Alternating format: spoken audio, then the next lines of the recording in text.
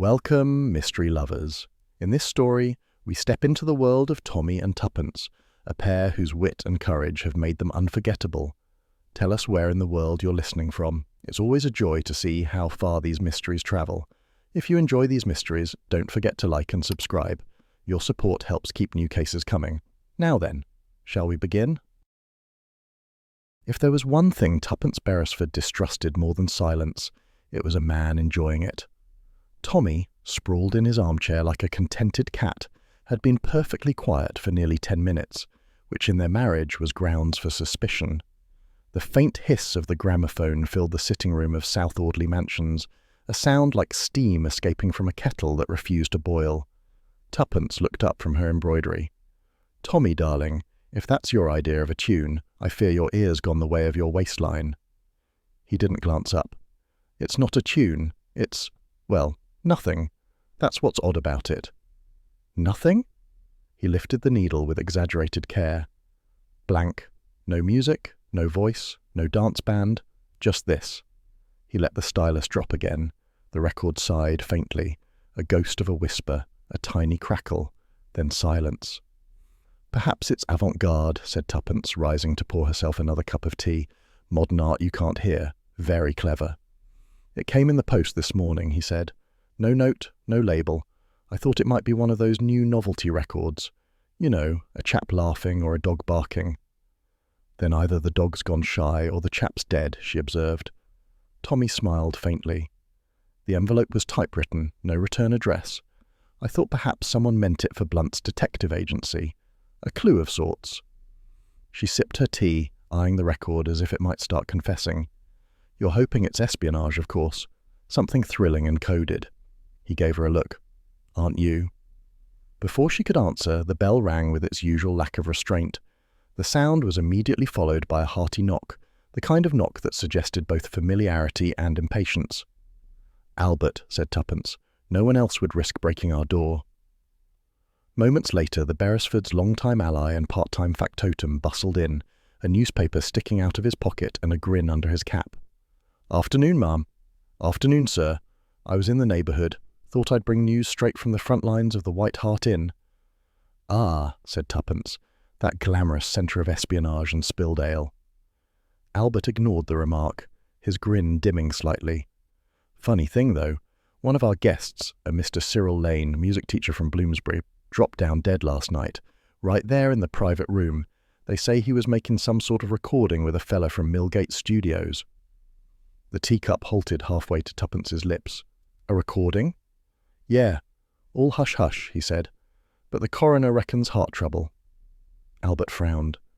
"Only the thing is, there was a queer smell in the room, like polish, only sweeter. Never smelled anything quite like it."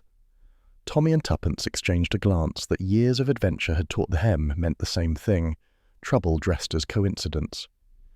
"Did this Mr. Lane leave anything behind?" asked Tommy casually. "Just his overcoat, a few sheet music pages and a gramophone record.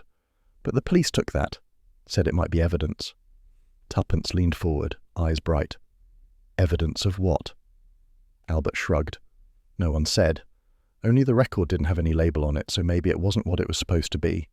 Tuppence turned to Tommy. "A blank record, perhaps?" Tommy's smile was slow, deliberate. "It does seem to be the day for them." Albert looked between them. "What's that, then?" Tommy lifted the mysterious disc.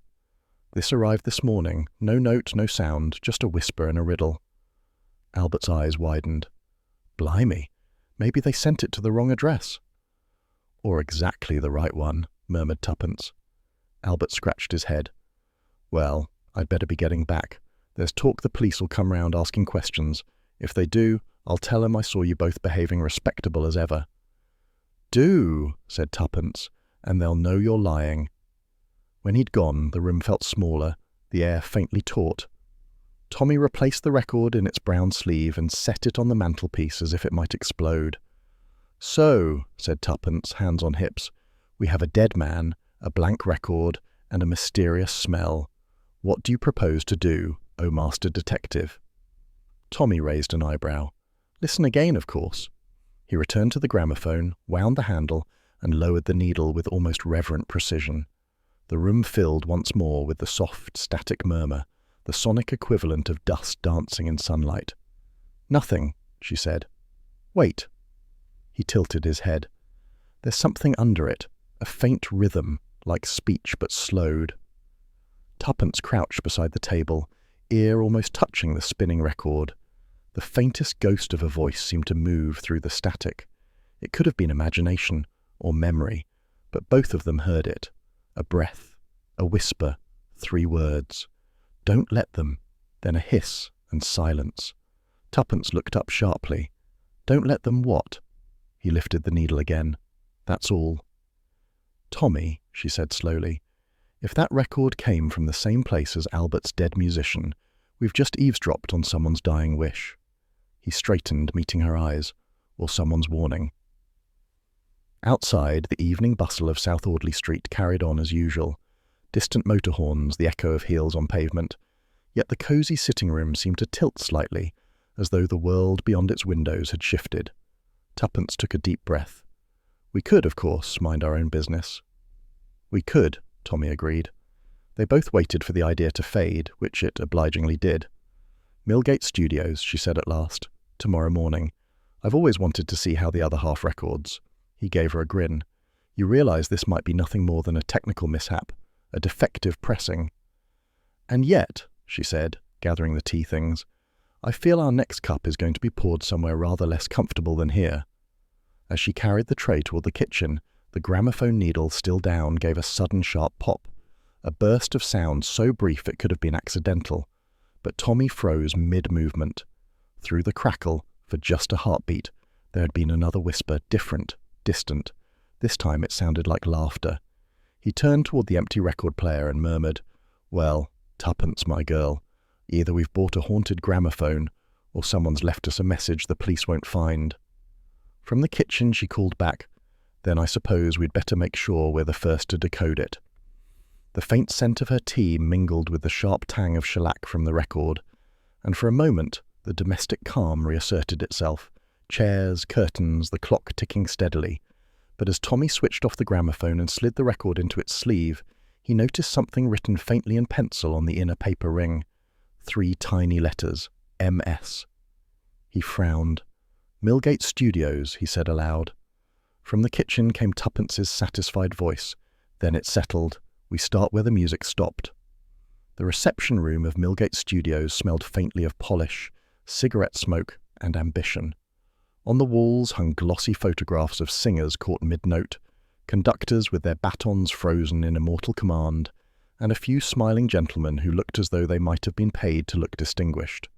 Tommy Beresford, glancing around with mild amusement, remarked, "I must say, Tuppence, if I were to fake my own death, I should pick somewhere with a bit more charm than this. Perhaps the Savoy." Tuppence ignored him. Her eyes were fixed on the large brass plate over the inner door that read Studio A, "Recording in progress. Please do not enter." "Hush," she murmured. "They're probably capturing the sound of someone tuning a conscience." The young woman behind the counter smiled uncertainly. "Can I help you?" "Yes, I rather hope so," said Tuppence brightly. "Mr. Gerald Hawson, please. Tell him Mr. and Mrs. Beresford are here from the Blunts Detective Agency." The name had an immediate effect. A flicker of recognition, perhaps anxiety, crossed the girl's face before she disappeared into the corridor. Tuppence leaned toward Tommy. If looks could swallow secrets, that one's already choking. Moments later, a tall man emerged, smooth as varnish and twice as glossy. Gerald Hawson had the kind of face that belonged in advertisements for fountain pens or expensive insurance policies, trustworthy on the surface and rather too aware of it. "My dear Mr. and Mrs. Beresford," he said warmly, extending both hands as though greeting long-lost cousins. "What an unexpected pleasure. I've heard of your adventures, of course, your charming little agency. What brings you to our humble premises?" Tuppence returned the handshake with a polite smile. "A small matter of curiosity, Mr. Hawson. We understand that one of your clients, a Mr. Cyril Lane, recently passed away following a recording session here." Hawson's expression hardly changed, though a tiny pulse ticked at his temple. "Ah, yes. A tragic event. Poor Lane. Heart trouble, I'm afraid. He was quite ill, though he refused to admit it." "How unfortunate," Tommy murmured. Did he complete his recording? Barely began, Horson said, leading them through a door into the studio. He collapsed almost at once. My assistant and I called for a doctor, but it was too late. Nothing suspicious, I assure you. The recording room was a peculiar blend of artistry and machinery. A tangle of wires, microphones like small metallic spiders, and the constant hum of an unseen motor. On the far wall, thick curtains muffled sound, while a desk bore the marks of hurried work, notes, spools of wire, and a single dark burn scorched into the wood near the record lathe. Tuppence drifted toward it. What happened here? Oh, that, said Horson quickly. A simple fault in the power lead. The equipment can overheat if misused. She bent closer, inhaling delicately. Lavender oil. Ah, yes, he said after a pause. We sometimes use it to clean the recording surface. Removes dust. Her eyes twinkled. How domestic. The assistant, a thin young man with ink-stained fingers, appeared at that moment carrying a stack of blank labels. His face was pale, and his hands trembled as he arranged them. "This is Mr. Reed," Horson said. "He was with Mr. Lane at the time." Tommy smiled amiably. Rough business, that. Must have been quite a shock. Reed swallowed hard. "Yes, sir, he'd just begun speaking into the microphone when he clutched his chest and, well, went over." Tuppence watched him closely. "Was anyone else in the room?" "No, ma'am, just me and Mr. Lane." "And Mr. Horson, perhaps, listening from the booth?" The assistant hesitated. "Yes, but only briefly." "Of course," said Horson smoothly. "I stepped in to check the levels." Tuppence touched the edge of the recording desk, her glove brushing the burn mark. "Was Mr. Lane's record completed?" "Barely begun," said Horson again. "Then you destroyed it?" His tone cooled. "Naturally. It contained nothing of use, and since the police confirmed the death was natural. But what did it contain before you destroyed it?" Tommy asked lightly. For the first time, Horson's smile faltered. "I beg your pardon?" "Nothing at all, I'm sure," said Tommy with pleasant irony. "Still, one likes to be certain. In our work, we find that what people think is nothing often turns out to be quite something." Reed looked as though he might faint. I should get back to my duties," he mumbled, and fled through a side door. When the echo of his footsteps had died, Tuppence said gently, "You know, Mr. Horson, my husband and I received a gramophone record this morning. No label. Blank, almost. But under the hiss there was a whisper. 3 words. Don't let them hear it." Horson's face was still, his eyes narrowing just a fraction. "Coincidence, Mrs. Beresford. People imagine all sorts of things when they listen too closely to silence." "I dare say," she said cheerfully, "but perhaps we'll let Scotland Yard imagine along with us." That produced a reaction. Subtle, but there. His fingers tightened on his cufflink before he forced a laugh. "By all means involve them. I've nothing to hide." "Splendid," said Tuppence. "And in the meantime, might we see where the records are kept?" He gestured toward a heavy cabinet. "All our masters are stored here, properly labelled. You'll find nothing more sinister than a waltz in D minor." Tuppence moved to the cabinet, pretending casual interest. "Such an evocative letter, D minor. I always think it suggests a secret that refuses to stay buried." "Indeed," he said, clearly losing patience. "Now, if you'll excuse me." Tommy's gaze had drifted to a small turntable on the side bench. "Do you mind if we play something? Perhaps just to experience your famous acoustics?" Horson hesitated, then shrugged. "If you wish. That's a demonstration record." Tommy placed a disc on the player, lowered the needle and listened. The familiar static filled the room again, faint, empty, almost identical to the record at home. Tuppence's eyes met his. "Seems to be the latest hit," she said lightly. "Blank number 2 in E-flat silence." Horson laughed, but it was brittle. "Old stock. Faulty pressing." "Of course," Tommy murmured. "One must destroy faulty things." As they left the studio, Tuppence glanced back through the glass partition. The assistant, Reed, was standing frozen beside the desk, staring at the same burn mark she'd touched. He looked as though he wanted to speak, but Horson's sharp glance sent him turning away. Outside, the London street felt startlingly bright after the dim hush of the studio. A newspaper boy was shouting headlines about politics and football, the sort of noise that reminded one how ordinary danger could look in daylight. "Well," said Tommy, hailing a cab, What do you make of our Mr. Horson?" "He polishes his lies with lavender oil," said Tuppence, "and he's terrified of something, or someone." Tommy smiled faintly. "You think he tampered with Lane's recording?" "I think he tried to erase it," she said, sliding into the cab. "Lavender oil dissolves shellac. It's an old trick among studio engineers. But he missed something. There's always a trace." "Then we'll find it," said Tommy. "You heard it again, didn't you?" She nodded. "Yes, the same whisper under the hiss. Clearer this time, not just 'don't let them hear it.' There was something before." He looked at her sharply. "What?" She frowned, replaying the sound in her memory. It might have been a name, or perhaps a warning. I couldn't quite tell. Tommy settled back as the cab pulled away. "Then tomorrow, we'll find someone who can." Tuppence turned to watch Millgate Studios recede in the distance. A quiet facade, hiding wires, lies, and the faint smell of lavender that still clung to her gloves. Somewhere behind those curtained rooms, she thought, a man's final message waited to be heard. And if there was one thing the Beresfords could never resist, it was a secret wrapped in silence. The next morning began, as many of their investigations did, with a gramophone, a half-eaten breakfast, and Tuppence attempting to coax the truth from an inanimate object. "Tommy," she said, tapping the table with her spoon, "either this record contains the greatest secret of the century, or we've both gone daft listening to scratches." "Possibly both," he said mildly. "Though I'm inclined to believe the record's guilty. It's been far too quiet." Across the table sat a stocky man with a walrus moustache and the wary patience of someone who had spent 20 years trying to separate sense from nonsense, and found they often came in the same disguise. Major Horace Bletsoe, late of Scotland Yard, now resided 2 doors down and had taken to visiting the Beresfords' flat whenever life threatened to become respectable. "Let's hear it again," he said, lighting a pipe. "My ears aren't what they were, but I know the difference between nothing and something trying not to be heard." Tommy set the stylus down.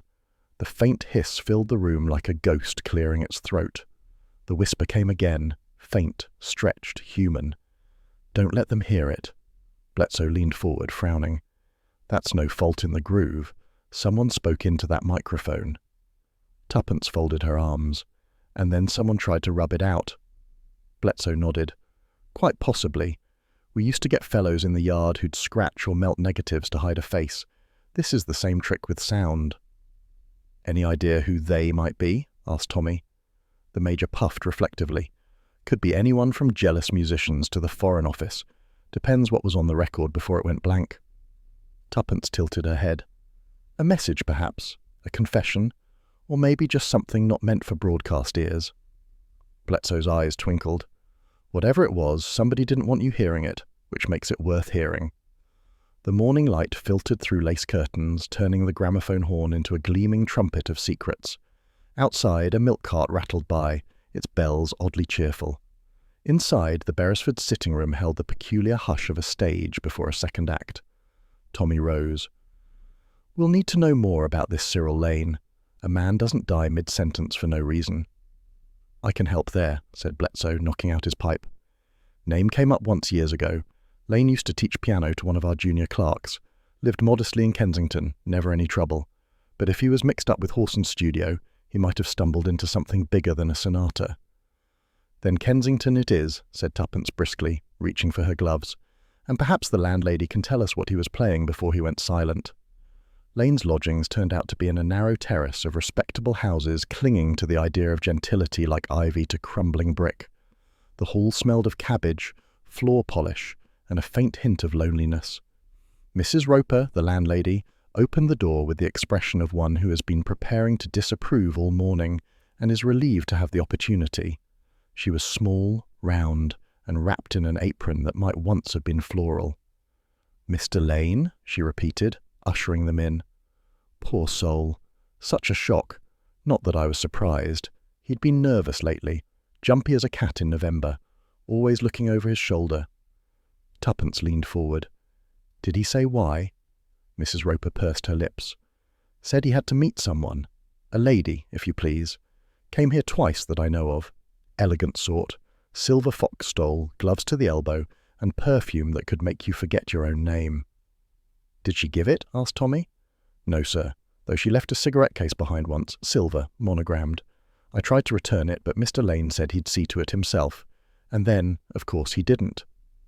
"Monogram?" "Y.S.," said Mrs. Roper.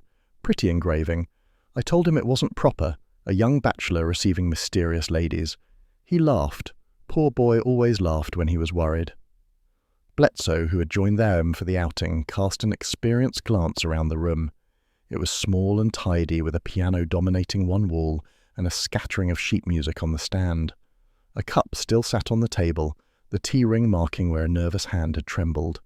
Tommy drifted toward the piano, idly tapping a few notes. One sheet in particular caught his eye, a composition titled Etude in C minor. Yet the notation looked wrong, uneven. Instead of musical notes, the lines were dotted with tiny numbers written above certain bars. He held it up. "Tuppence, what do you make of this?" She peered over his shoulder. "Unless my musical education failed me, that's arithmetic masquerading as art." Bledsoe joined them, squinting. "Cipher, I'd say. Substitution code, perhaps. Some people use music staves as cover, easier to pass off as hobby work." Tuppence's tone turned gleeful. "So, we're not listening to music, we're reading a message." Mrs. Roper clucked her tongue. "Oh, I don't hold with codes. I told him that sort of thing would lead to trouble. He just smiled and said some messages were meant to be hidden in plain sight." Bledsoe bent to examine the piano stool. "Mind if I look around, madam?" "Not at all, sir. Just don't move the doilies." He lifted the lid of the stool, revealing the usual clutter, pencils, string, and a small screwdriver. Then, noticing a faint seam along the side panel, he pressed. A tiny drawer slid open with the reluctant squeak of a secret discovered too late. Inside lay a folded scrap of paper and a narrow metal disc, scorched slightly at the edge. Tommy took the paper, unfolding it carefully. On it was written a single line in neat script. "They will record again. Watch the timing." Tuppence's eyes widened. "Another recording?" "Or another victim," murmured Bledsoe. The metal disc caught the light. It wasn't a record, more like a fragment, as if snapped from a larger one. Along one curve, a groove shimmered faintly under the soot. "Burn mark again," said Tuppence softly, "just like the one at Millgate." "Someone tried to destroy it," said Tommy, "but not completely." Mrs. Roper clasped her hands. "Oh dear, do you think Mr. Lane was mixed up in something bad?" "Bad enough that someone wanted him quiet," said Bledsoe. "Tell me, did you ever see him with anyone else from the studio?" "Only once. A man. Dark hair, too smooth by half. He came one evening in the rain and waited in the hall while Mr. Lane fetched something from his room. They spoke very little. I remember because the man smelled of the same perfume as the lady." Tuppence exchanged a quick glance with Tommy. "Lavender oil." "Exactly," said Tommy. "Used to clean the records, or to erase them." Bledsoe pocketed the fragment. "I'll have this examined. Meanwhile, you two keep your heads down. If what Lane was onto involved coded messages, it's bigger than a local scandal." "That's what you always say when things are about to become entertaining," said Tuppence. As they left the house, the sound of a distant piano drifted from an open window, hesitant, tuneless, as though the player were searching for the right note and never finding it. Tommy glanced back once. "Do you think Lane was a spy?" "Perhaps," she said thoughtfully. "Or perhaps he was just a man who recorded the wrong thing at the wrong time." She took his arm as they turned the corner. "Either way, the melody's unfinished, and I, for one, detest an unresolved tune." Tommy smiled. "Then we'll keep listening." Behind them, the house settled back into its quiet rhythm, unaware that a tiny fragment of metal and a coded sheet of numbers had just left it, and that, somewhere in London, someone else might already be planning the next recording. The first time Tuppence Beresford saw Yvonne St. Clair, she decided the woman had mastered the art of making reality appear under-rehearsed. Every gesture was timed a half-second too late, every smile half a degree too perfect. It was the kind of artifice that only the truly nervous ever achieved. The singer sat in the corner booth of the Mayfair tea rooms, hat tilted at a daring angle, a fur collar brushing her pale cheek. A pot of Darjeeling steamed politely between them as the string trio in the background murmured through "A Nightingale Sang in Berkeley Square."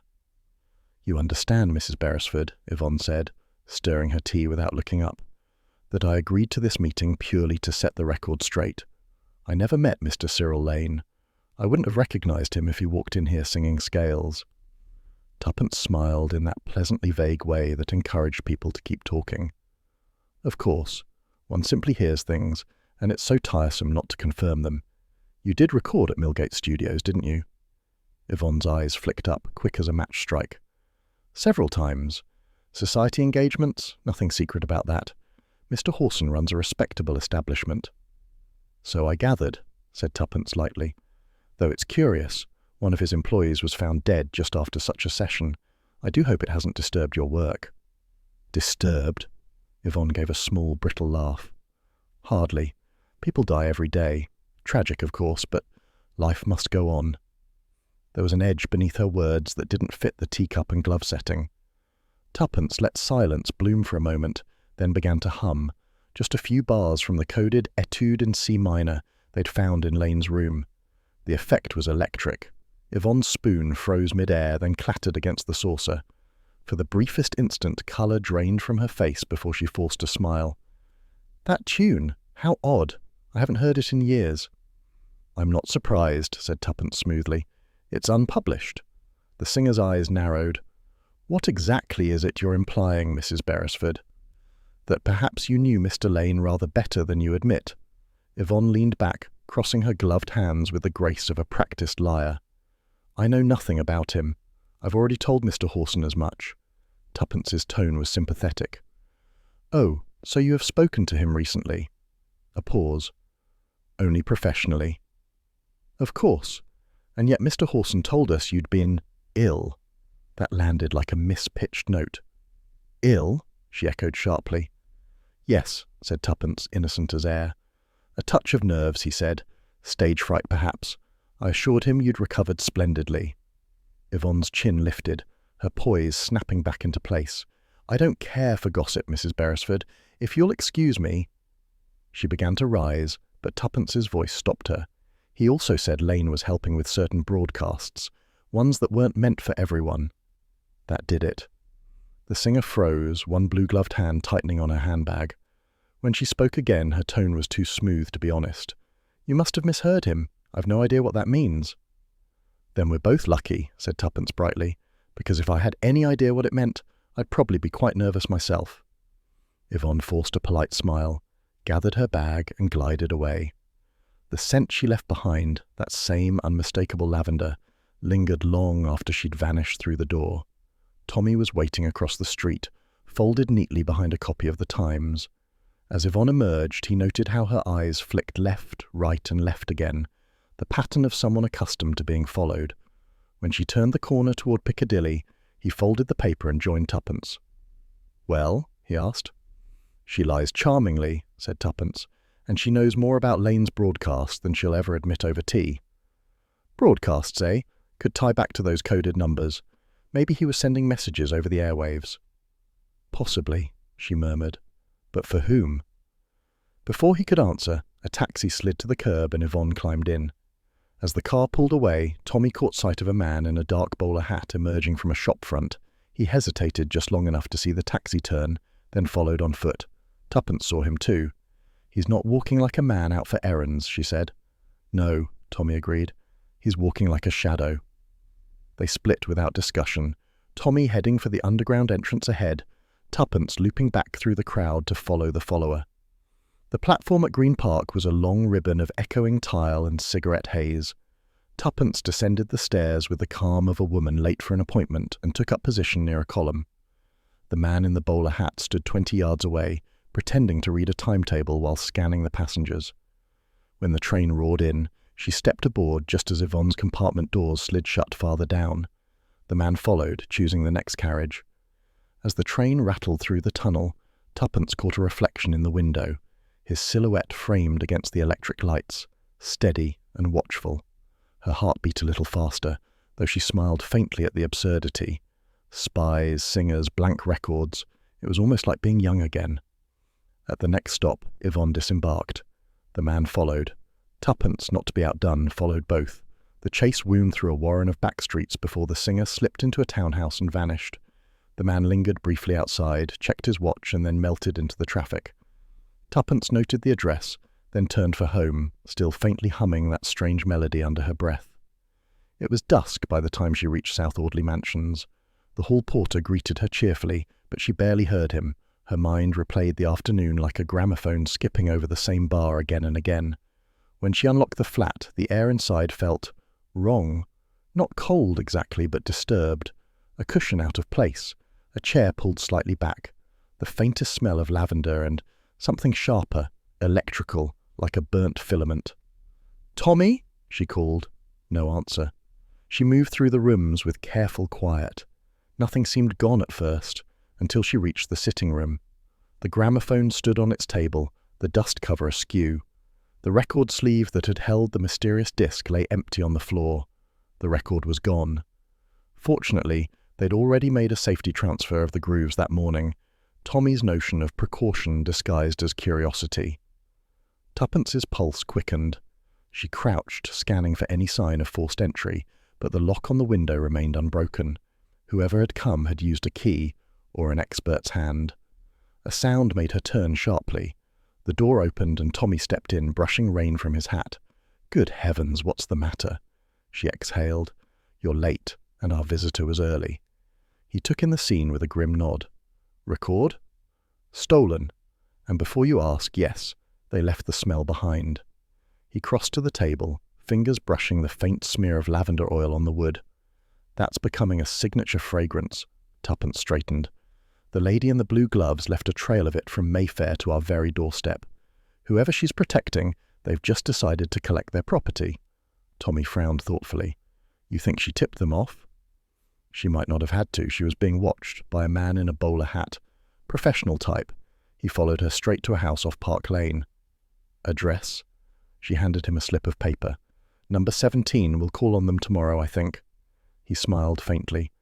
"You realize we could just give all this to Major Bledsoe and let the Yard deal with it?"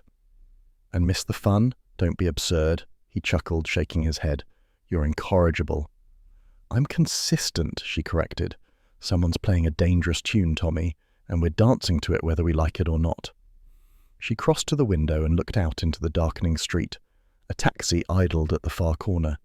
The driver's face was lost in shadow, but even from here she saw the faint glint of a bowler hat on the passenger seat beside him. "Tommy," she said quietly, "they haven't gone far." He joined her at the window, his hand resting lightly on her shoulder. "Then we'd better make sure we lead the next dance." From somewhere in the building a radio crackled, a fragment of melody rising faintly through the floorboards.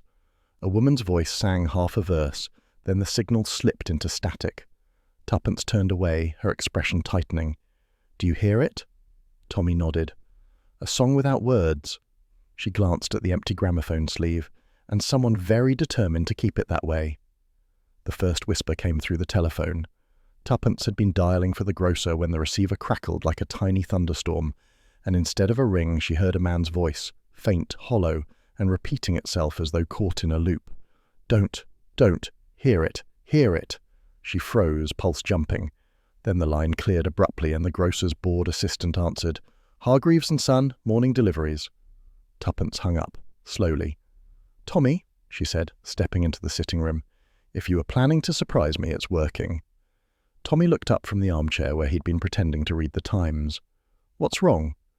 "The telephone just quoted our gramophone record." That earned her a raised eyebrow. "You're certain?" "Quite, unless the grocer's taken to cryptic performance art." He stood, crossing to the table where the black instrument perched innocently. "Interference, perhaps." "Interference with what? My sanity?" He frowned, lifting the receiver himself. For a moment, only silence. Then faint static, like a breath drawn too close to the ear, and unmistakably, a clipped female voice repeating half a sentence. "They must not. Then it clicked dead. Tuppence folded her arms. Well, there goes my faith in modern communication. Before he could answer, the front door buzzer blared, sharp and impatient. Tommy went to open it. Albert bustled in, his expression an odd mix of triumph and alarm. "Begging your pardon, sir, but I just seen him again." "Seen whom?" "The chap in the bowler hat, loitering across the road, pretending to read the evening paper, but I knows when someone's counting windows." Tommy shut the door. "You're certain he wasn't a reporter?" "Reporters don't smoke 3 cigarettes in a row and never light the 4th, Albert said confidently. "He's waiting on something right enough." Tuppence sighed. "We're becoming quite fashionable, our very own stalker." "Don't joke, ma'am," Albert said, lowering his voice.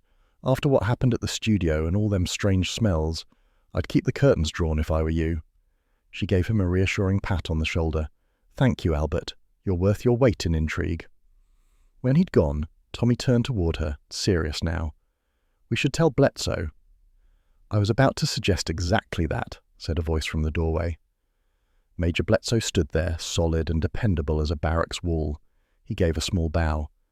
"Your porter let me up. I thought I'd stop by and see if you'd managed to stay out of trouble. Clearly not." "We're being listened to," Tuppence announced. "On the telephone?" "Among other things," said Tommy. "Albert's spotted surveillance and the record has vanished." Bledsoe sat, tugging thoughtfully at his moustache. "Right. That makes sense." "Sense?" Tuppence repeated. "Quite. Whoever sent you that record knows you've discovered more than they intended.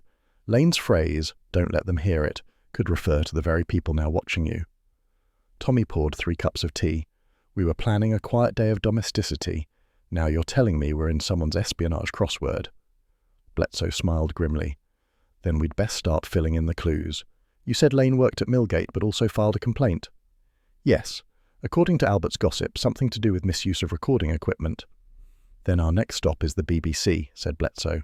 "If Lane complained officially, there'll be a paper trail, unless someone's erased that too." The BBC's archive office smelled of ink, paper, and mild disdain.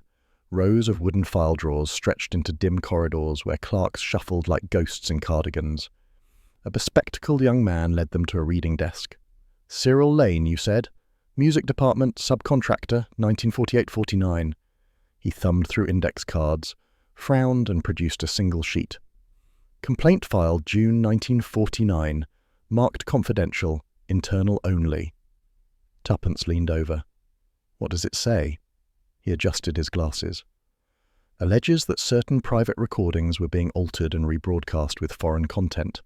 Mentions the phrase propaganda misuse. Rather vague." Bledsoe grunted. "Was it investigated?" The clerk hesitated. "Apparently dismissed. Note in the margin, police advised matter closed." Tuppence exchanged a glance with Tommy. "And you didn't find that peculiar?" The clerk reddened. "Miss, this was before my time. We don't ask questions about old files, especially ones someone told us to forget." That settled the matter. They left the archives with the faint sense of having opened a cupboard only to find a second, smaller locked door inside. Outside, the sky had turned pewter, and the city hummed with evening rush. Tuppence drew her coat closer. So Lane tried to blow the whistle and got himself silenced, quite literally. "Then his record was the proof," said Tommy. "And now whoever handled it is cleaning up." Bledsoe nodded. "We'll have to tread carefully. This isn't just music hall mischief. It smells of government contracts, or worse, private money pretending to be patriotism." Tuppence smiled faintly. "That's a smell I recognize." They returned to South Audley Mansions just after dusk. The lights from the street lamps filtered through the curtains in pale gold stripes. Everything looked peaceful until Tommy spotted a folded piece of paper under the door. He bent, picked it up, and read aloud. "You have what we lost. Play nothing more. No signature, no flourish, just the crisp finality of a command." Tuppence took it, studied the handwriting. Typed, of course. These people have no sense of drama. Bledsoe's face darkened. "They're warning you off." "Then we must be getting close," said Tuppence briskly. Tommy frowned. "You're enjoying this far too much." "Only because it's exactly the sort of threat that means we're onto something important. Besides," she added, "I've already made plans." Bledsoe raised an eyebrow. "Plans?" "Yes. Dinner tomorrow evening. I've invited Mr. Hawson, Miss St. Clair, and even dear Mr. Reed, if he's still alive and willing to eat in public." Bledsoe nearly choked on his tea. "You've invited your suspects to dinner?" "Why not?" she said sweetly. "We can't very well investigate them one at a time. Far more efficient to gather everyone under one roof. Then we can listen together, perhaps for the last time." Tommy gave a theatrical sigh. You realize this could end with someone poisoned. Then we'll make sure Fritz doesn't cook, she said lightly. Bledsow's laugh rumbled like distant artillery. You've got courage, Mrs. Beresford. I'll give you that. Just don't underestimate them. If these recordings carried messages across the airwaves, someone's been using music to smuggle secrets. Tommy leaned back, thoughtful. Broadcast not meant for everyone, he murmured. That's what Yvonne said. Perhaps Lane discovered the code hidden in those songs. Or perhaps he wrote it, said Tuppence quietly. The room fell still. The telephone sat silent on its table, the black receiver glinting under the lamplight. It might have been asleep or listening. Tommy rose and covered it with a handkerchief. If they're tapping, let them eavesdrop on linen. Tuppence smiled faintly. Symbolic, at least. Bledsoe stood, buttoning his coat. I'll keep a watch outside tonight. If your bowler-hatted friend returns, I'll have a word. Meanwhile, lock up and say nothing to anyone. He left with military precision, his steps echoing down the corridor. For a while, husband and wife sat in companionable silence. The city murmured beyond the windows, engines, footsteps, the muted rhythm of evening life. Finally, Tuppence said, Do you know, Tommy, this entire affair reminds me of that case in Bruges, the one with the counterfeit choir records. He looked up. We nearly got shot in that one. Yes, she said fondly. Good times. He laughed quietly, but his eyes stayed on the covered telephone. If we're right, this business may be worse. Whoever's behind it has reach. Enough to get into our flat, enough to scare the BBC into silence. Then we'll make noise, she said simply. Tomorrow night, we'll have all the players at our table, and when we set the needle down again, we'll see who flinches. He regarded her with equal admiration and exasperation. You never could resist turning a mystery into dinner theatre. Of course not, she said, rising to clear the cups. It's the only way to make people show their true selves, over soup. As she carried the tray into the kitchen, Tommy glanced toward the telephone again. A faint hiss had returned, almost inaudible, but persistent. He stepped closer, listening. Beneath the static came a low murmur, as though someone far away were breathing words through a tunnel. He strained to catch them. 2 words emerged, slow and deliberate. Play, nothing. Then silence. He replaced the receiver gently. When Tuppence returned, he merely smiled. Everything's ready for tomorrow? Everything, she said. And if our guests don't appreciate our hospitality, at least they'll leave with indigestion, of the moral kind. She turned out the lights, and together they stood by the window, watching the glow of London stretch into infinity. Somewhere beyond the rooftops, aerials glimmered like silver cobwebs, silent, waiting. And in the stillness, the telephone gave one last soft click, as though someone, somewhere, had just hung up. Tuppence Beresford had always maintained that a dinner table was the most revealing stage in existence. People, she said, could fake love, fear, or virtue, but never digestion. By pudding, she told Tommy that evening, we'll know who's lying, if not by guilt, then by indigestion. He glanced up from polishing the silver. A comforting thought, my dear. I trust our suspects appreciate your culinary strategy. They'll appreciate the illusion of civility, she replied, inspecting the place settings with a soldier's precision. Nothing disarms guilt faster than fine china. The dining room of South Audley Mansions had been transformed for the occasion. Candles glowed in brass holders, the gramophone sat innocently on the sideboard, and a subtle scent of roast duck drifted from the kitchen, where Albert, in a borrowed apron, was attempting to impersonate a footman. Major Bledsoe arrived first, punctual as ever, moustache bristling. Evening, Mrs. Beresford. Smells good enough to risk poisoning. That's the spirit, said Tuppence cheerfully. We've only invited potential murderers. You'll feel quite at home.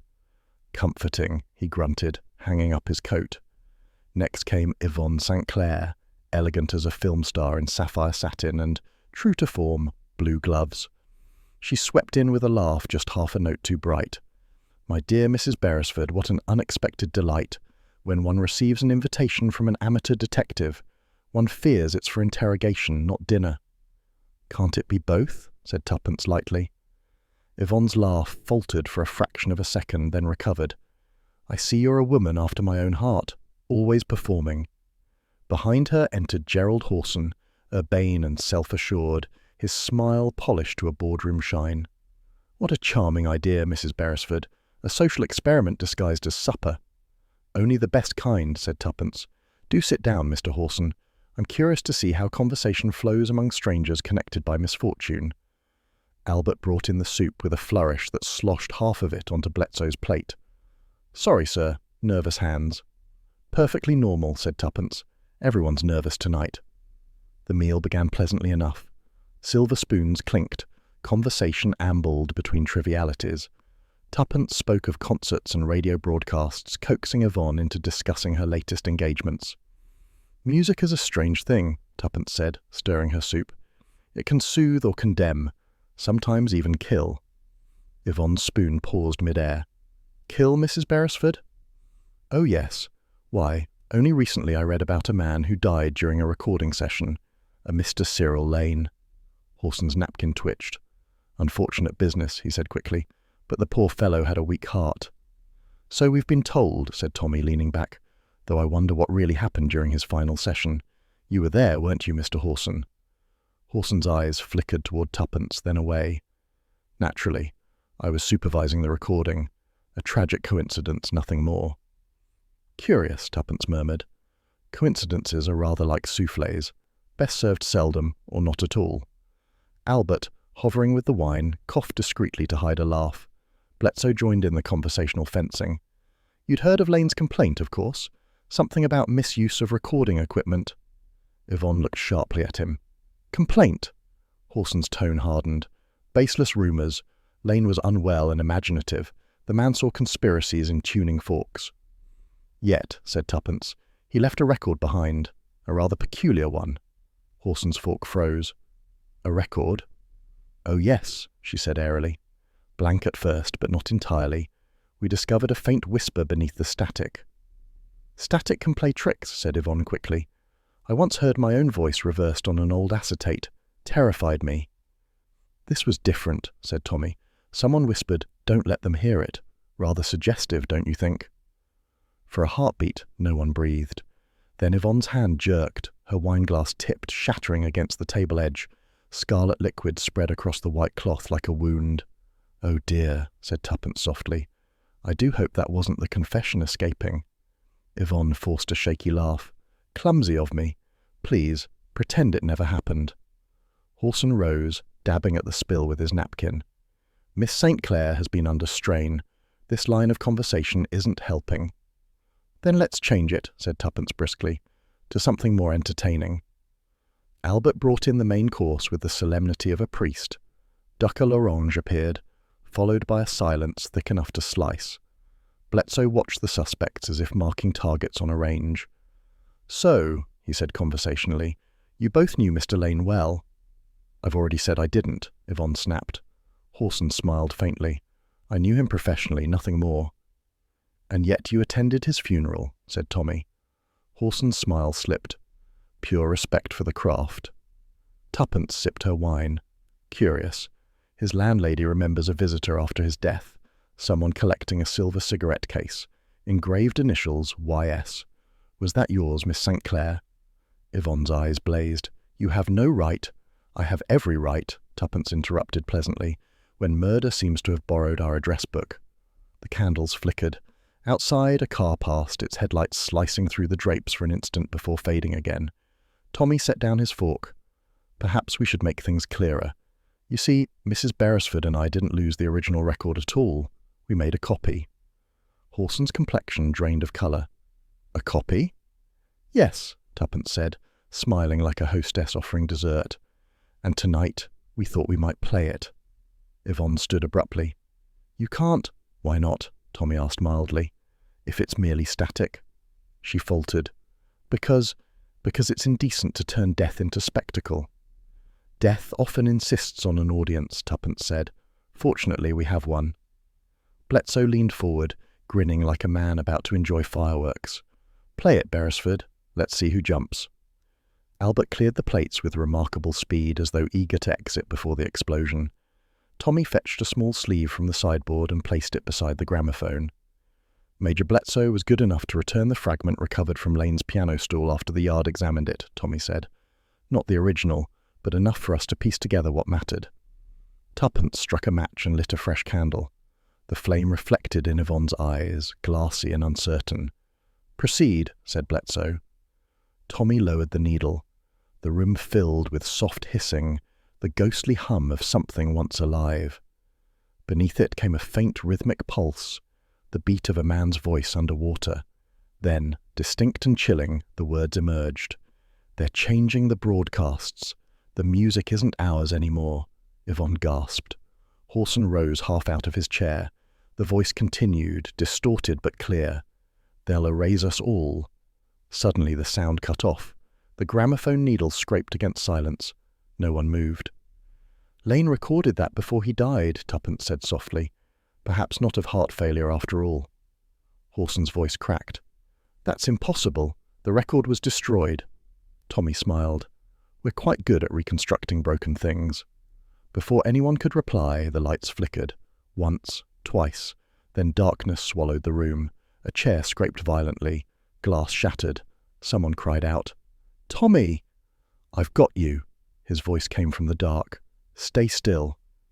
There was a thud. Heavy. Final. A single candle flared to life again, lit by Tuppence's steady hand. The room swam back into focus. Overturned chairs, spilled wine, startled faces. And at the head of the table, Major Bledsoe slumped forward, his hand clutching his wineglass, now empty. Tommy felt for a pulse. "He's alive," he said after a moment. "Barely. The wine was drugged." "Drugged?" gasped Yvonne. "Yes," said Tuppence coldly, "and I don't think it was meant for him." Her eyes flicked to the glasses. Bledsoe's nearest to Horson's plate. Horson stared, mouth dry.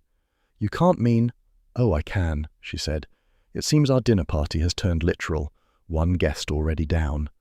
Albert darted in from the kitchen. "What happened?" "Fetch a doctor," Tommy ordered, "and hurry." Albert bolted. Tuppence leaned over Bledsoe, loosening his collar. "He'll live. Whoever slipped that in misjudged the dosage, but the intent was plain." Yvonne had gone white. "I swear I had nothing to do with it." "No one accused you," said Tuppence gently. "Yet." The silence that followed was thick enough to chew. The only sound came from the gramophone, its needle still spinning uselessly in the final groove. Click, click, click, like a clock counting down. Tommy straightened. "Well," he said softly, "someone just confirmed our theory. There is something left to hide." Tuppence nodded, eyes on Horson. "And one of our guests prefers silence to truth." The faint smell of lavender oil drifted again. Sweet, chemical, unmistakable. She blew out the candle. "Dinner," she said, "is officially over." Half an hour and one furious doctor later, Major Bledsoe came to with the fury of a man who has been both embarrassed and outmaneuvered. His moustache bristled like a bayonet under inspection. "I've been poisoned in my own line of duty," he barked, gripping the arm of the chair as Tuppence dabbed his forehead with a damp napkin. "Insubordination of the highest order." "Hardly your own duty," said Tuppence. "You volunteered for supper, not sacrifice." Tommy was crouched nearby, examining the overturned wine glasses under the lamplight.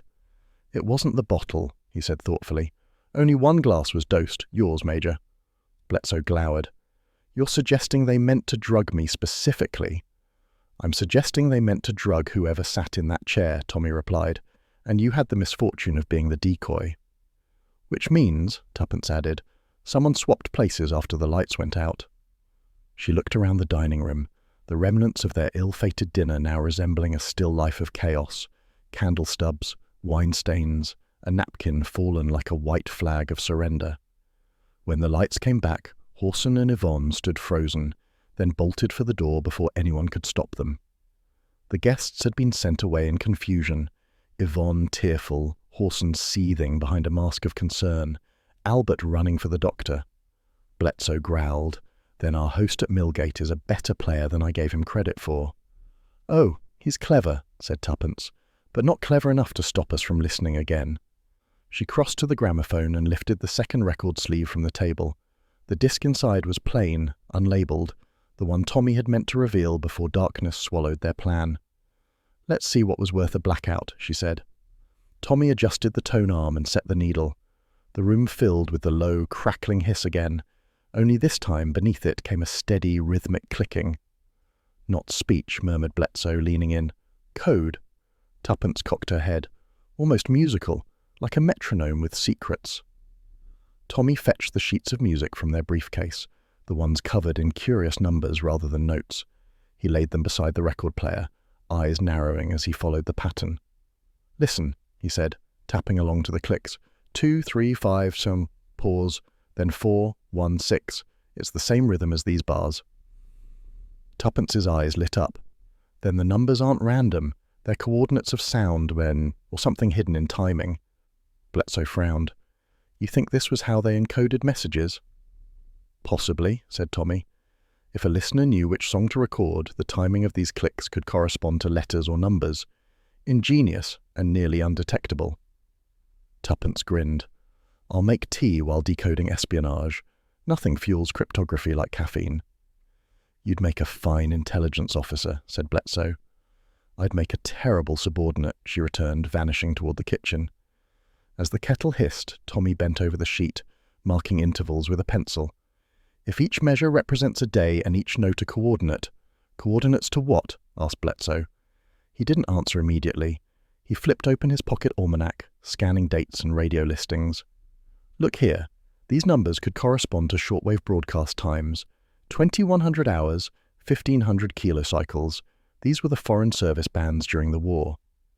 Tuppence returned with 3 steaming cups. And those broadcasts came from where? Berlin, Moscow, sometimes Lisbon, said Tommy slowly. All hubs for coded transmissions. Lane must have discovered they were still being used, but for what? Bledsoe rubbed his temple. Espionage, naturally. Propaganda disguised as popular music, perhaps. Messages embedded in song rhythms. Tuppence set down her tea, and when Lane found out, he recorded proof. That phrase, don't let them hear it. It wasn't metaphor. He literally meant the record itself.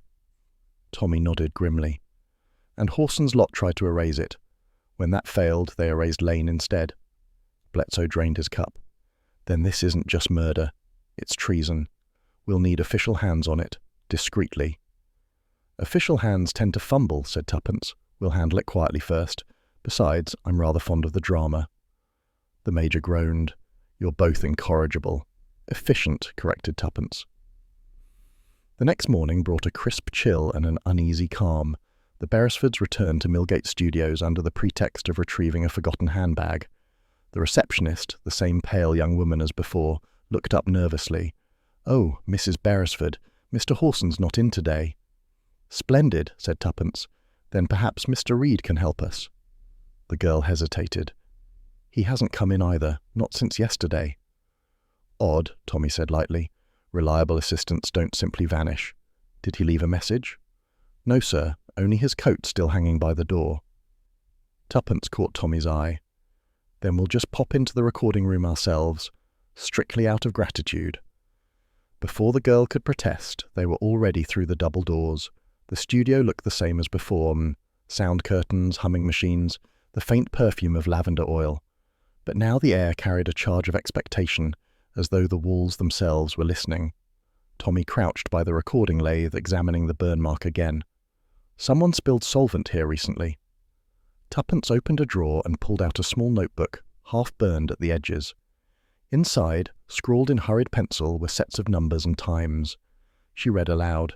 Tuesday, 2100. Successful transmission. Thursday, 22:30. Interference. Saturday, final test. Why? Why, for Yvonne, said Tommy grimly. She sang the songs. She must have been their unwitting courier. Or witting, said Tuppence. She flinched every time Lane's name came up. He slipped the notebook into his pocket. Let's go. If Reed's missing, he's either hidings or silenced. That evening, Bledsoe returned to the Beresfords' flat, looking weary but satisfied. I've been nosing about the Thames district, he said. Word is the police fished out a body this morning. Male, early 30s, waterlogged beyond recognition, but a notebook in the pocket with the initials RR. Tuppence's voice dropped. Reed. Afraid so, Bledsoe said heavily. No signs of struggle, but his hands were burned. Chemical burns, same as on that recording desk. Tommy exhaled slowly. He must have tried to destroy something before they caught him. Or he tried to smuggle proof to us and paid for it, said Tuppence softly. Bledsoe sat down, rubbing his eyes. This thing's spiraling. I've already sent word to an old colleague in Special Branch, but we can't rely on them alone. Then we'll press ahead ourselves, said Tommy. We've got the cipher, the dates, and the broadcasts. We just need to connect them. Tuppence fetched the coded sheet again and spread it on the table. Each sequence matches a date, yes? Exactly, said Tommy. And when you overlay them on this chart of broadcast frequencies, he unfolded a large annotated sheet. They correspond perfectly with foreign news hours. Someone's been using the BBC's own timings to mask transmissions. So every time a legitimate programme aired, said Tuppence, another one piggybacked beneath it. Right. A faint carrier signal, hidden in the static, imperceptible unless you knew the pattern. Bledsoe gave a low whistle. That explains Lane's warning. Don't let them hear it, meaning don't let the public hear the hidden voice behind the music. And Hawson, Tommy said, was running the technical side, pressing certain records, erasing evidence, paying off staff. Tuppence poured fresh tea, her tone brisk despite the grimness. So, to summarise, we've uncovered an espionage operation disguised as entertainment. Our key witness is dead, and our dinner guest tried to poison one of us. Bledsoe eyed her cup suspiciously. And you're making tea. Because, she said serenely, no revolution in British intelligence can proceed on an empty stomach. Tommy smiled. She's right, you know. We've faced worse over weaker brews. They drank in silence for a moment, the hum of the city rising faintly outside the window. Somewhere, a wireless set played a cheerful dance tune, oblivious to the sinister frequencies beneath it. Tuppence looked up suddenly. Tommy, what if the next broadcast is scheduled tonight? Lane's last note said Saturday, final test.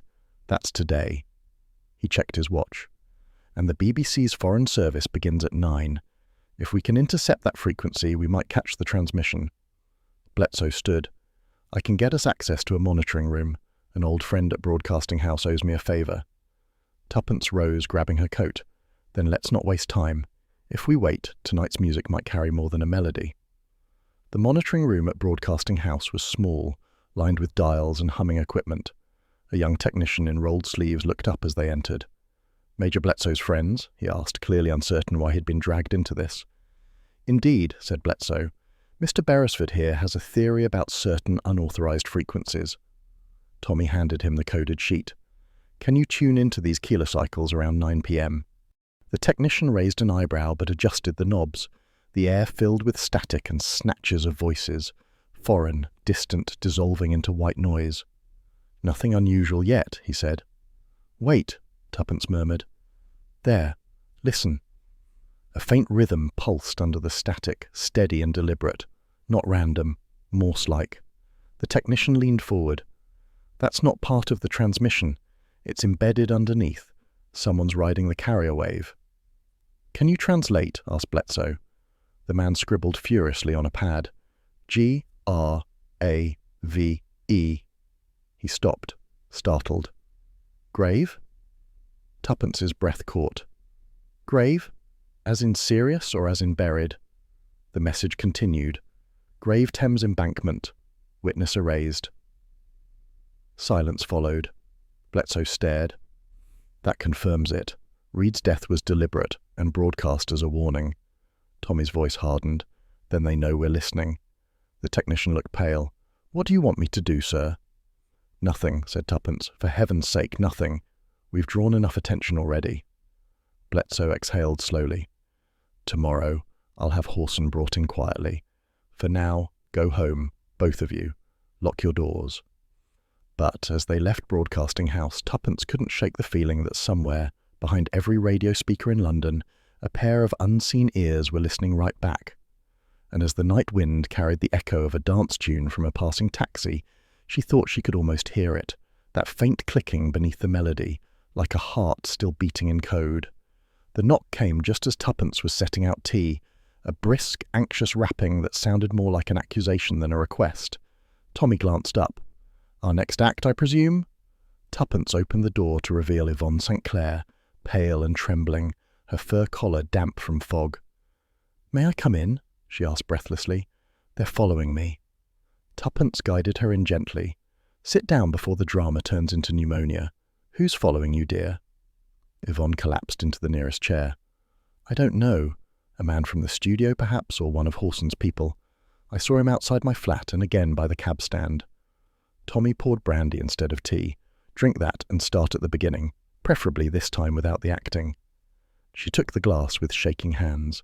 You think I'm lying?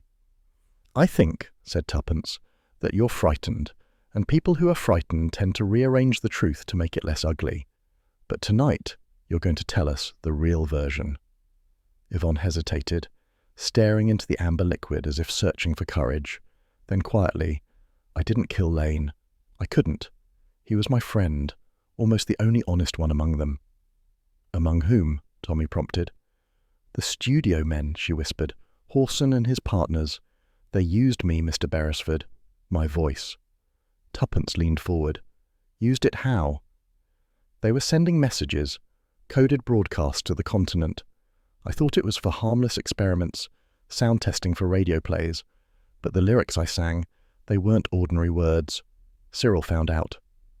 Her eyes darted upward. He came to me one evening and said, Do you know what you're singing? I laughed. He didn't. He said each chorus carried instructions, dates, coordinates, things that made no sense to me. He'd made recordings, proof of what they were doing. That's why they killed him. Tommy exchanged a grim look with Tuppence. And Horson? Yvonne's hands clenched the glass. He told me if I spoke to anyone, he'd ruin me. I was to say Lane fainted from heart trouble, the lie he arranged for the police, but I couldn't bear it. When your question started, I thought, maybe, you could stop him. Tuppence's tone softened. Why come now? Because there's one record he didn't destroy. I hid it. That pulled both Beresfords upright. Where? Tommy asked. At Millgate, she whispered. Filed under my name. I slipped it in the storage cabinet after Lane's death. I didn't dare touch it again. Why not take it to the police? Would you believe me, with Horson's influence? He'd say it was a publicity stunt. And now Reed's dead. Reed? Tuppence said sharply. She nodded. I saw his photograph in the paper this morning. They said he drowned near the Thames. He knew about the messages too. The room went still. Tuppence stood abruptly, her decision forming even as she spoke. Then we go tonight. Tommy blinked. To Millgate? Exactly. If that record exists, it's the key to everything. Horson's probably destroyed the rest, but not that one, and I'd rather fetch it ourselves before he realizes his mistake. Bledsoe would have thundered objections, of course, but he was out chasing warrants. That left the Beresfords, two amateurs who, by long practice, were hardly amateurs at all. With Bledsoe chasing warrants and the Yard slow to act, the Beresfords went alone. Midnight in Fitzrovia carried a peculiar quiet, not silence, but a hum of the city pretending to sleep.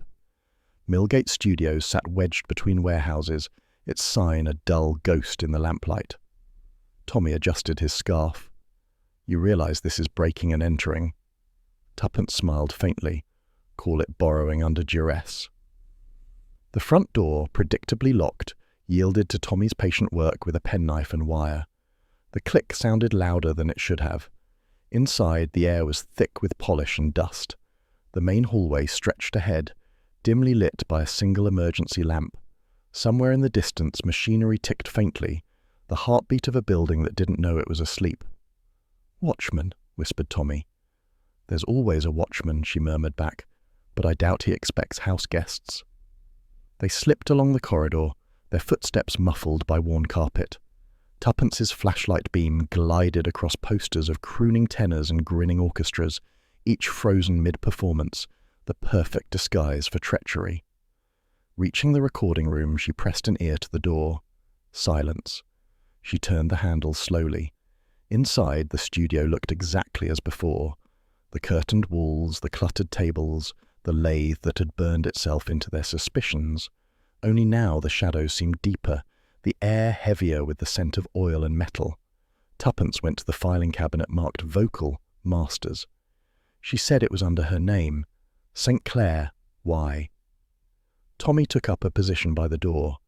Make it quick. I prefer not to explain to the local constable why my wife and I were cataloguing espionage at midnight. Here, she breathed. A narrow sleeve slid free, plain, except for Yvonne's name typed neatly on the label.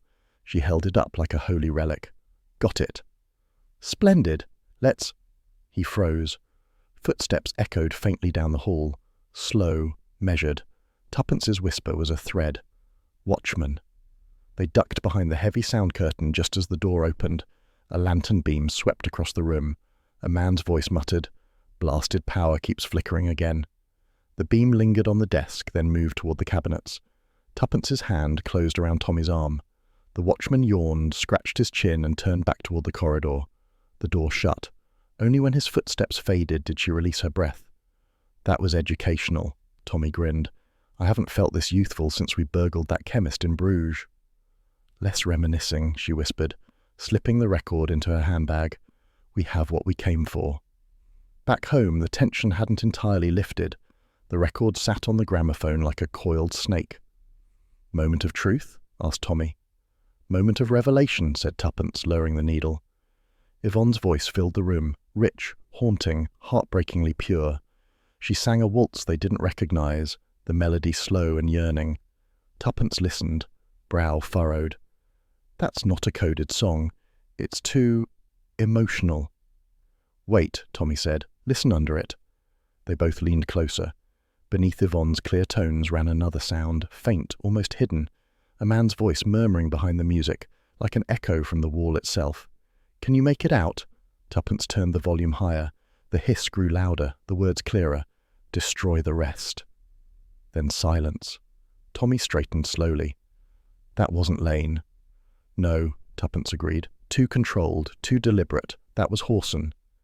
They stared at each other, the room suddenly smaller, colder. "So he knew Yvonne hid this," Tommy said. "He recorded over it himself, leaving a message or an order." Tuppence's eyes darkened, meaning he's still cleaning house. Reed's death, the poisoned wine, now the others. Tommy switched off the gramophone. "We'll have to act before he realizes we've heard it. Bledsoe needs this evidence immediately." But Tuppence wasn't listening. She was staring at the record sleeve, fingertips tracing the embossed edge. "Tommy," she said softly, "look at this. It's been resealed. Recently. Someone tampered with it before Yvonne ever told us." Then Horson already suspected she'd hidden it. "Which means," she said, voice tightening, "if he discovers it missing tonight, he'll know who took it." A knock at the door cut through her words. Both froze. Tommy crossed quietly to the peephole, then relaxed slightly. "Albert." He opened the door. The young man looked winded, his cap askew. "Sorry to wake you, sir, but there's something you ought to know. Police down by the embankment just found another body. Studio engineer, they say. Horson's man." Tuppence went cold. "How?" Albert hesitated. "They didn't say much, only that he was found with his mouth full of wax, like he'd been trying to shout." Tommy exhaled. "They're eliminating witnesses." She stood, decisive once more. "Then we make a copy for Bledsoe first thing, but the original stays here. If Horson wants it, he'll have to come to us." Albert swallowed. "Should I stay here tonight, Ma'am?" "No," she said firmly. "Go home. Pretend you know nothing. That's our best protection for now."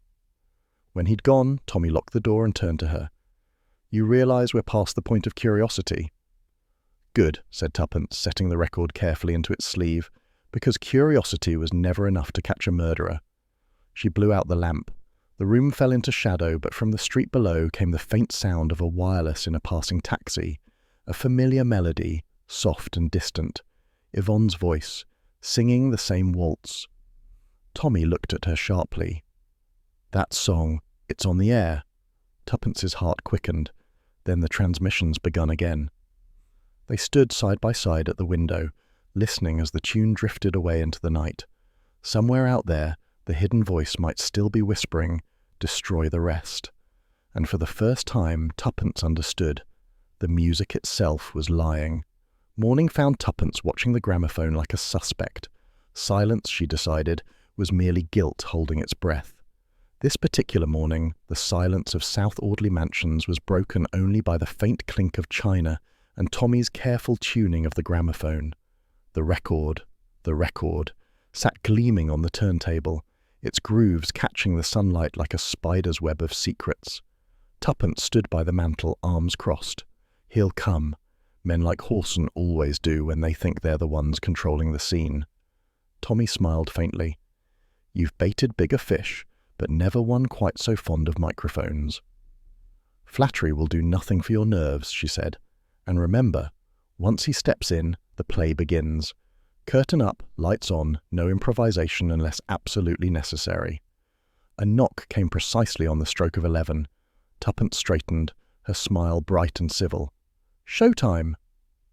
Gerald Horson entered with the easy confidence of a man used to owning every room he walked into. His suit was immaculate, his expression indulgent, as if indulging children at a game they could never truly understand. Mrs. Beresford, he said smoothly. Mr. Beresford, I came as soon as your message arrived. You found something of mine, I believe. Tuppence gestured toward the table. Indeed, a record I think you'll find familiar.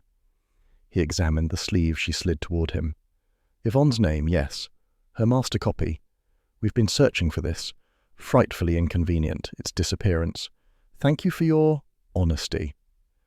Honesty, Tommy said lightly, is a bit of a hobby in our household, along with collecting inconvenient facts. Horson's eyes narrowed. Meaning? Meaning, said Tuppence, that this particular record has a second act you never intended to be heard. Horson laughed, rich, unhurried, perfectly controlled. You're not suggesting this nonsense about hidden messages again, my dear lady. The only message my studio carries is the Queen's English, usually in 3-part harmony.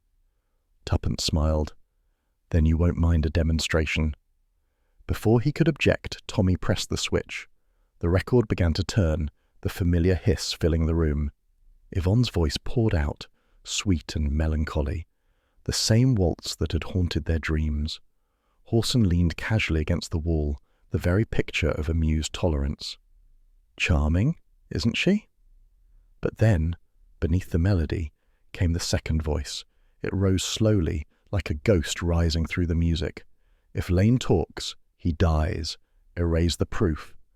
The colour drained from Horson's face. He lunged forward. Turn that off! Tommy caught his wrist halfway. I rather think not. It's rather good listening. For a long moment, the two men held each other's gaze, Horson's composure cracking just enough to show the steel beneath. Clever trick, Horson said finally, forcing a smile. You've doctored it. That isn't my voice. I thought you might say that, said Tuppence, which is why we invited a few friends. At her signal, the door opened. Albert slipped in first, his expression determined despite the hint of nerves. Behind him came Major Bledsoe, recovered, steady, and carrying the authority of someone who'd nearly been poisoned once and had no patience for theatrics. Good morning, Bledsoe said dryly. Heard there might be an encore. Horson's mask slipped completely.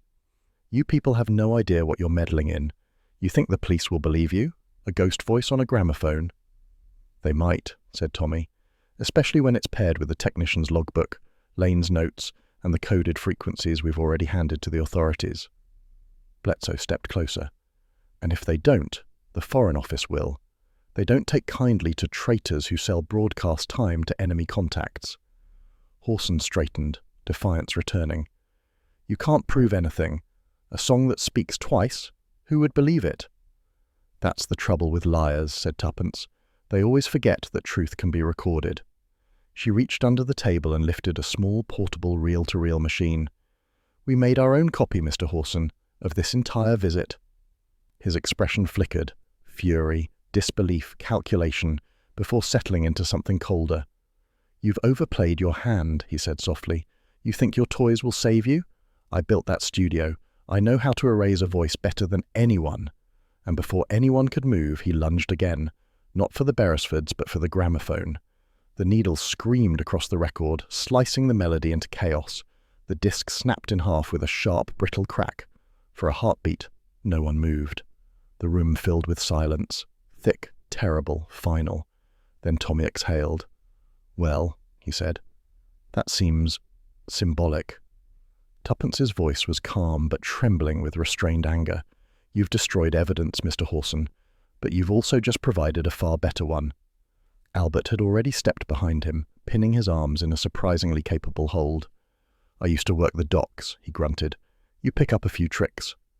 Horson struggled, But Bledsoe was there a moment later, snapping the handcuffs with practiced ease. "You're finished," the Major said quietly. "Every contact, every payment, we'll find them. You might as well start rehearsing your confession." Hawson glared at Tuppence. "You don't understand, do you? There's always another recording, another version. You think this ends with me? You've only heard the overture." Tuppence met his gaze evenly. "Perhaps, but every overture ends the same way, with silence." From the street below came the rising wail of police sirens. The sound grew louder, closer, until it seemed to echo through the very floorboards.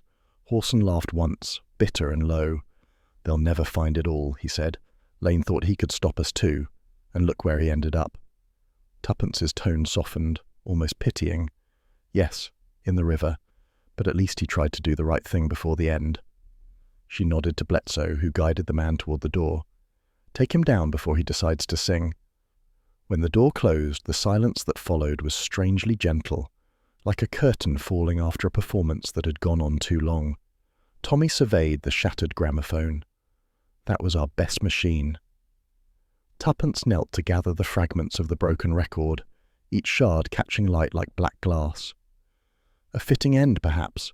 After all, this story began with a blank disc. Albert hovered awkwardly near the door. "I didn't mean to be rough, Mum, but he looked like he'd break the whole flat." "You were perfect, Albert," she said warmly. "Though next time, try not to wrestle suspects near fragile antiques." He grinned. "Can't promise, Mum.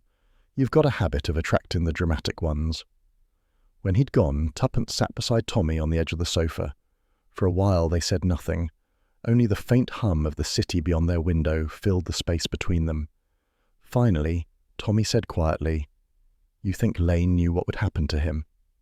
"Yes," she said, "but he sent the message anyway. People like him always do. Ordinary souls who stumble onto something extraordinary and try to make it right." He nodded slowly. "And people like us end up cleaning up the music." She smiled faintly. "Occupational hazard."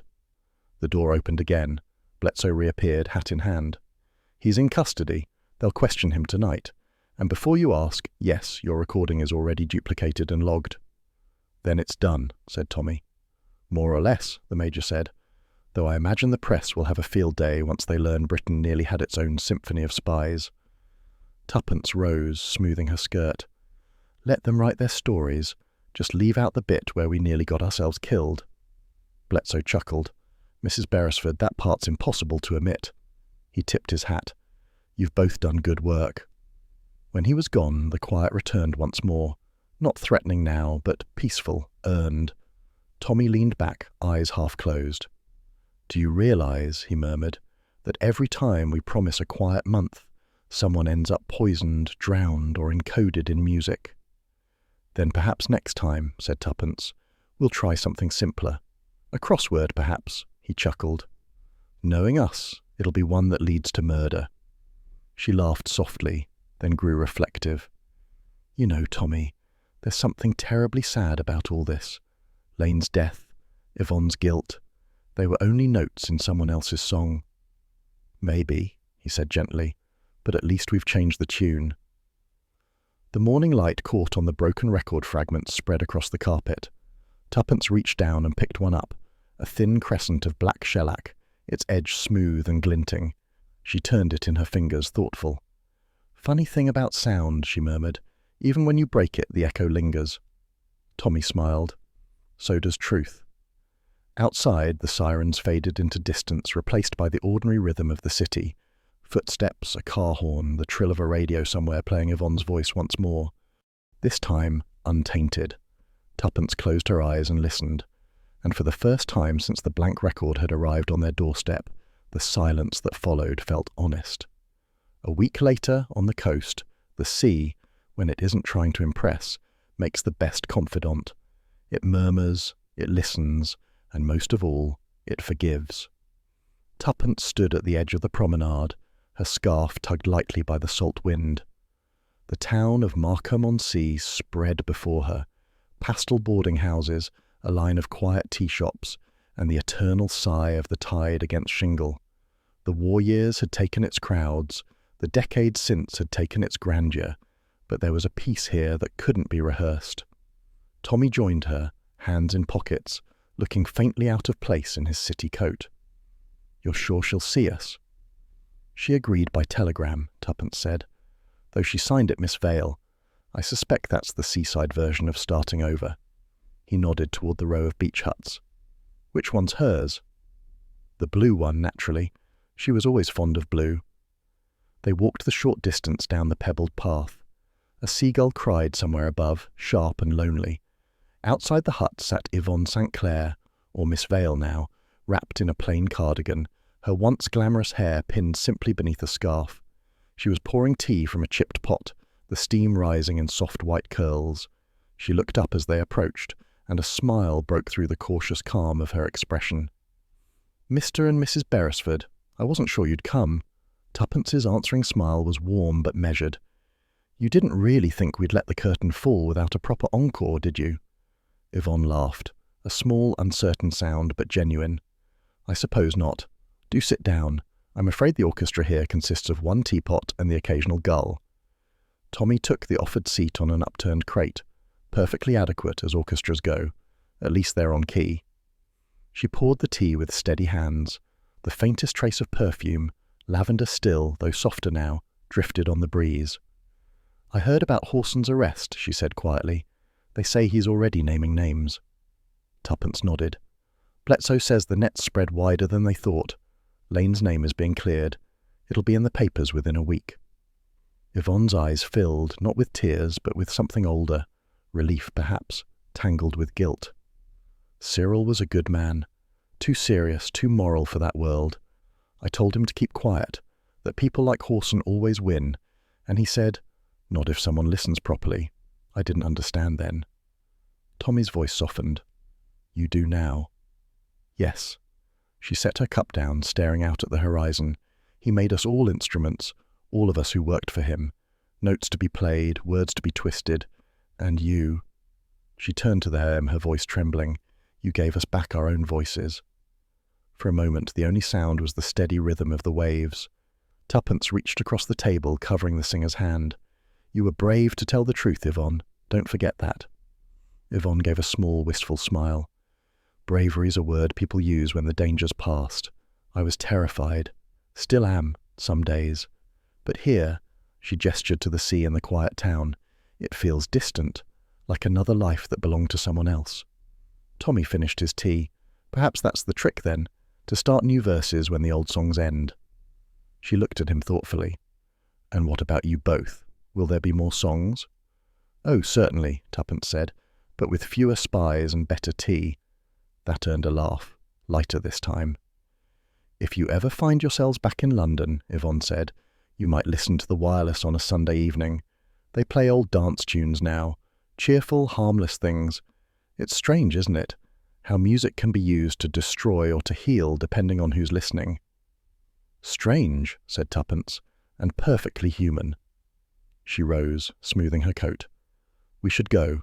Tommy's promised to drive home before the sandwiches fossilise." Yvonne stood too, holding out her hand. "Thank you for everything." "Take care of yourself, Miss Vale," Tommy said gently, "and don't let the gulls steal your tea." The drive back to London was quiet. The countryside unrolled in gold and grey. November hedgerows bowed under the weight of their own memories. Tommy drove in companionable silence, glancing occasionally at his wife. "You're thinking," he said finally. "Always dangerous, I know." He smiled. "Dangerous for others, mostly. What's the verdict?" She considered. "That it's odd how something so ordinary, a gramophone record, a few notes of music, can hold so much evil. And yet, it also held the key to setting it right. The very same thing." "Poetic symmetry," said Tommy. "You should write about it." "I might," she said, "if only to remind myself how easily people are made into accomplices when they don't ask who's conducting the orchestra." He glanced at her, amused. "And what title would you give it?" She grinned suddenly. "Oh, something catchy. The case they never recorded, perhaps." He laughed outright. "That sounds about right for us. A mystery solved by what couldn't be heard." "Precisely," she said. "The spaces between the notes. That's where truth hides." The car hummed along the road, carrying them back toward the city, where the skyline waited like an unfinished sentence. By evening, South Audley Mansions was once again their small, cosy kingdom of mismatched furniture and curious memories. Albert met them at the door, proudly brandishing the evening paper. "They've printed it, Ma'am. The whole thing, Spiring Exposed in Music Industry, it says. And your name's mentioned too, though just initials." "Good," said Tuppence. "Initials make us sound mysterious." Albert grinned. "The Major said to tell you he's celebrating with a pint and a promise never to accept dinner invitations again." "Wise man," Tommy murmured. "Thank you, Albert. That'll be all for tonight." When he'd gone, the flat fell into its familiar warmth, the soft ticking of the clock, the faint hum of London life beyond the window.